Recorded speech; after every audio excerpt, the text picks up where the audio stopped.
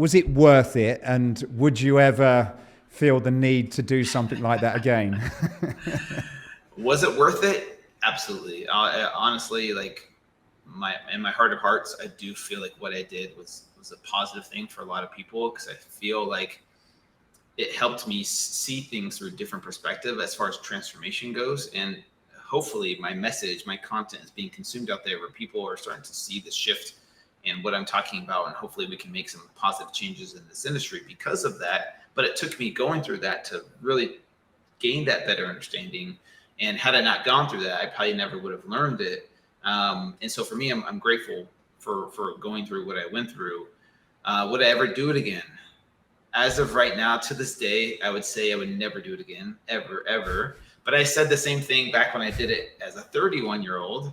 But I think for reals this time, I would never do it. Like, I don't think my daughters would let me do it. I don't foresee myself needing to do it ever again. I think doing it twice is way more than enough times doing this experiment. So people have asked me that too, like fit to fat to 50 or fit to fat to 60. I doubt that will happen, but yeah.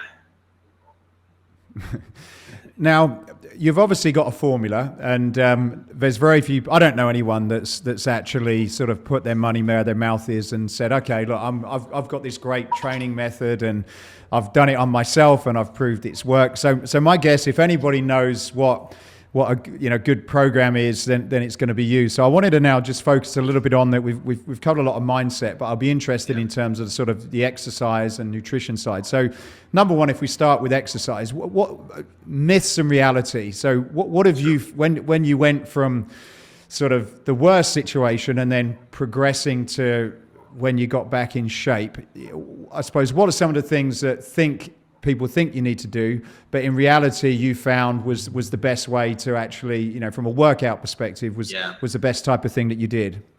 Man, that's a really good question. And honestly, the whole concept of cardio, like long distance, like hour-long cardio, the longest cardio I think I ever did during both journeys was 20 minutes of high intensity interval training cardio, where you're sprinting for 30 seconds, for example, and then you walk for 30 seconds and repeating that cycle for a total of 20 minutes. Not once did I do anything cardio-wise above and beyond that during my weight loss journey on both experiments. So I think the whole myth of hours of cardio to burn X amount of calories, most of the days, Monday, Wednesday, Fridays, were focused on resistance training, supersets, mostly is how I structured my workouts. So minimal rest in between, lifting heavy or moderate to heavy weights. Some of those days, there was a beginning phase where I didn't do any weights, just mostly body weight exercises, but eventually got into some heavier lifting as the journey went on. But yeah, the whole myth of like cardio and needing to do cardio, like I said, the longest I ran was like for 30 or 40 seconds at a time, and then recovered and then repeated that. Never once did I do like a 30 or 60 minute run like you might see some people do. And with the strength training then, was it fairly basic? Were you using squats, deadlifts, bench press, keeping to fairly traditional exercises, or did you do anything that's a little bit different or unusual? Yeah, I wouldn't say really different or unusual. It depends on obviously who you're asking. It's all relative, right? But mixing in some body weight stuff, so I would do some CrossFit style type workouts like Metcons. But I don't think, burpees, I don't think those are too crazy, or box jumps are too unusual. But I think functional movements is what I mainly focused on. So yeah, squats, deadlifts, bench press, thrusters, pull-ups, push-ups, sit-ups, a lot of the basic movements. But then, I would do some unilateral movements, with my legs. So like one-legged reverse lunges, or military press, one dumbbell, while standing on one leg. Those kinds of things I think are just I'd mix those things in there. But if you look at my programming, it's mostly basic stuff sprinkled in with a few of those quote unquote unusual movements, I guess. So what about from a diet perspective? I know you're a big keto fan, and that's I guess that is quite controversial. Some people seem to be kind of in very different camps as it relates to that. But what have you found as worked in terms of your diet, and is keto a big part of you losing weight quite rapidly.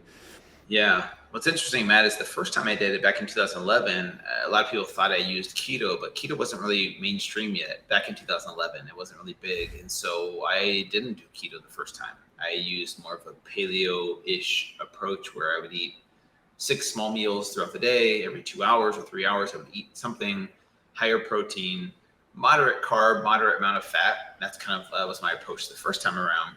And guess what? It worked. As far as weight loss and body composition goes, I got back to fit. Fast forward to last year when I did it again, I'd use keto intermittent fasting as a protocol. And guess what? It worked too. I lost weight and got my body fat down to where I started. And so both, there's a lot of methods that work as far as pure weight loss goes. For me, I think I enjoy keto more so because of how my brain felt. I love the mental clarity that I get from a ketogenic diet. And I didn't have to eat 6 small meals throughout the day. I could eat twice a day, feel full, feel satiated, feel energized for my workouts, better digestion, and like I said, more mental clarity. But that's what worked for me. And it's worked for a lot of people, but I don't think there's one method, just like I don't think there's any one religion that's right for for every single person in the world. I think there's different diets that work for different people at different times of their life. And so keto, intermittent fasting, those are just tools in your tool belt that you can, tap into if you want to try them out and see if it works better for you or fits your lifestyle better, or maybe you want more mental clarity. There's a lot of benefits to doing different diets, and it's not just all about weight loss. As far as weight loss goes, every diet can work if you're in a caloric deficit. So which one helps you maintain that caloric deficit or sustain it a little bit easier? That's going to be dependent person to person. And have you found any general, I'll call them like rules of thumb, but are there any sort of very basics dependent, regardless of, I know everybody's body type's different and men are definitely different to women and all those, but are there any things that you've found with a lot of the people that you've worked with as well that are like, okay, well, here's for anyone, if you kind of do this outside of eating less, then you probably have before that have been successful. Yeah, I would say actually a higher protein intake than most people think. I think a higher protein intake, whether you're keto or not keto, is essential if you're looking to, increase your metabolism, maintain or build lean muscle mass, which increases your metabolic rate, which means you burn more calories at rest. So getting in adequate amount of protein, and whether you fuel yourself with carbs or fat, that's just going to teeter-totter, that direction. But your protein should be your base. And if you focus on getting in, a good amount of protein, which is going to be different per person, but you could start with the 1 pound of lean body mass to 1 gram of protein. That's a good kind of formula. So let's say you do your body fat percentage and you have 150 pounds of lean muscle mass on your body, hitting 150 grams of protein per day. That's a good formula that can work for a lot of people. I think I know a lot of people that I talk to that have helped recently that are just very, very low in protein, trying to lose weight, and it's become more difficult for them as they age, especially. So adequate amount of protein is like something that no matter what diet you're doing, probably is essential. And what about supplementation? Do you have a view on that? Like, do you sort of prefer to supplement your protein to be able to get that in, depending on people's lifestyle, or are you more of a sort of a whole real food person? That's a good question. Mostly a whole real food person. This whole podcast, I've been sipping on my protein, my whey protein isolate. Here's the thing: I own my own supplement company, and yes, I take supplements. I think we live in this world of convenience, where we don't always have access to or time to meal prep our food. Especially like, for example, I'm a single dad and I have 2 daughters, and to meal prep every single day all the time and be perfect at it is just overwhelming for me. And so there's days where I'm like, you know what, I need something quick and easy to get in 20 grams of protein, because guess what, last night I was supposed to meal prep, but my kid needed help with their homework, or they need to go to their friend's house or soccer practice or jujitsu, and I just didn't have time to meal prep, so I had to fit something in. So I feel like there's a time and place for supplements if you have the budget for it. Is it necessary? No. If you have the time to meal prep and cook and have the food ready to go, like, by all means, like, I would stick with whole food as much as possible. But I think it's more of a convenience thing, the busy lifestyles that we live nowadays. or a meal prep company of some type. So I would lean more towards the whole food approach. But, if you're busy, the supplements are there to help make that healthier lifestyle more convenient, which I think works for most people. Right. And then what about rest and recovery? Have you found that when people get involved, try to lose weight, they go too hard and they're not getting that rest and recovery? And how important is it to you? I myself, I've learned a lot. I've sort of, I use an Aura ring that's really helped me to appreciate the fact that I've not really slept enough. And when I start getting my sleep, my workouts go up and my mood improves. So is there anything that you've learned on your journey regarding that area? Yeah, that's a really good question. So I used my Whoop device for my Fit to Fat to 40 journey that I just recently did.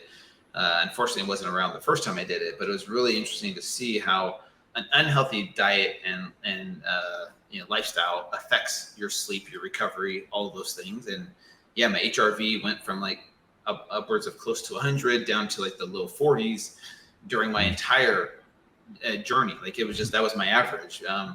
Drinking alcohol before bed, eating sugar before bed is probably like the worst thing you could do for your body. And so it's interesting how